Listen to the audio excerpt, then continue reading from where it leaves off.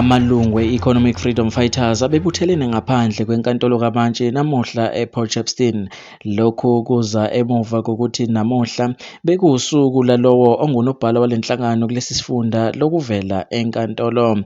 uMpume Mbono namanye amalungu amathathu okungaveli kahle noma walenhlangano noma womphakathi bavalelwe ezikhindini ezinyangeni eziyisithupha ezidlule emuva kokubandakanyeka ezenzweni zokuhlubana ngesibhakela okwenzeka eSt Michael's on Sea.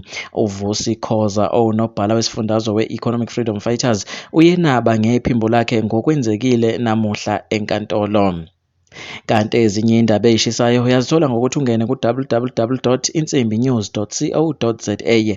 Please also subscribe on this channel. Ngingusiphelele Xaba weNsimbi News eHarding, kanti lolu daba siliqoshelwe nguLindo Kuhlecele ePort Shepstone. Insimbi News iziletha zinjengoba zinjalo, asizihluzi. This is why we are here, to also brief you.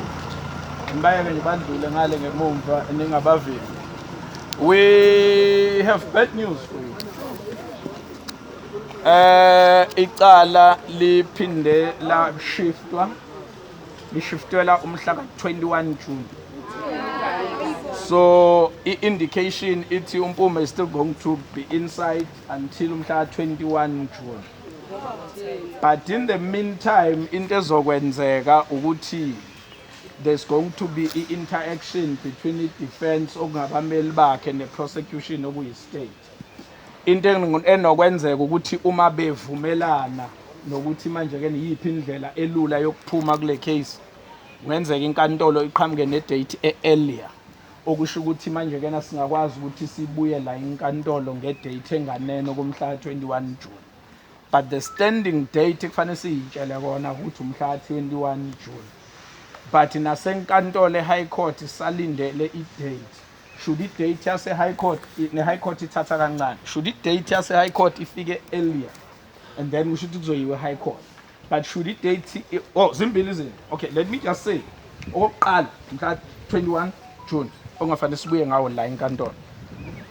But zikhona ezinye izinto ezimbili eziseceleni ezizokwenzeka. If i-date yase-High Court i-earlier, sizokwaziswa ukuthi kunikiwa nini eHigh Court, i-official date ayikaphumi. Or there'll be an engagement between the prosecution and the defense.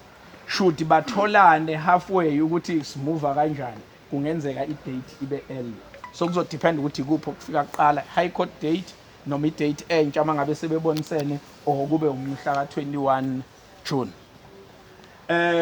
So ngicabanga ukuthi let us live with that.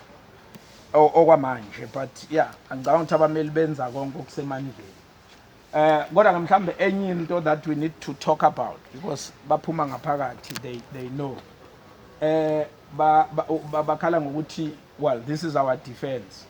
Ikhala ngokuthi uma senza umsindo la ngaphandle, that's what makes la attitude yalamabhunu even more determined to punish uMpume. But that does not stop us from protesting. Protest, we must continue to protest. That's the price we have to pay. But mhlawumbe in future we need to plan kahle ukuthi how do we protest without ukuphazamisa inkantolo, because ngathi bakhala ngokuthi siphazamisa inkantolo, and the more befila ukuthi siphazamisa inkantolo is the more beqinisa ama-attitude. But mhlawumbe nathi is the more kufanele siqinisa ama-attitude, so that singagcini sesivuma umathanda wabo.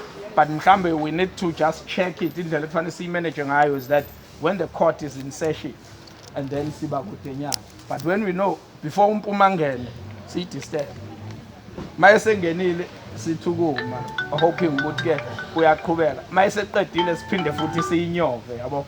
So hlala siyinyova nje kanjalo. But I'm saying we need to manage the protest here to better, so that kube lula nala ngaphakathi. But there is no surrender. Siyaqhubeka. We'll be back here on 21 June or earlier. But okwamanje yila esimi khona. Any questions, clarity, comments? Ngicabanga ukuthi clear because now